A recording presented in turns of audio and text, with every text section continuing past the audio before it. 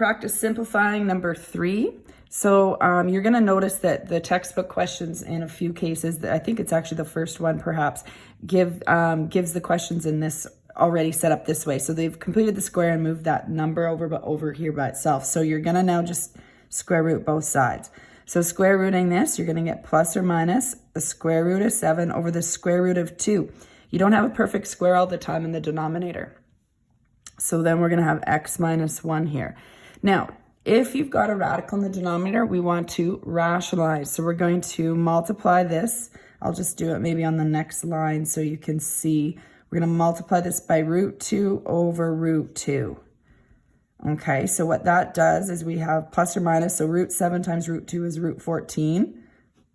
Root 2 times root 2, that clears it off and is going to be 2. Or it's root 4, which is still 2. Equals x minus 1. Now we're going to move 1 to the other side. So we get 1 plus or minus root 14 over 2 equals x. I'm going to put the x over here. It makes a little more sense.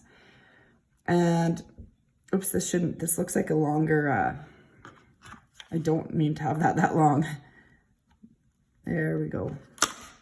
Okay. So we added the 1 over here. And now what we need to do is combine this. So this 1's out front here. So right now it's 1 over 1. So to combine this, I need a common denominator. So I'm going to write this as 2 over 2 plus or minus root 14 over 2.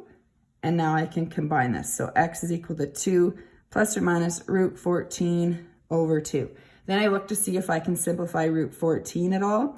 And I can't. 7 and 2 are not perfect squares. If I could, I would do that and then I would check. Now in terms of canceling, 2 over 2 does not cancel simply because you got to remember there's a 1 right here and 1 over 2. The only way that you can reduce this is you'd have to have all 3 of these numbers, so I'll write the 1 in to see it, reduce. So 1 over 2 doesn't reduce. So then you just leave your answers 2 plus or minus root 14 over 2.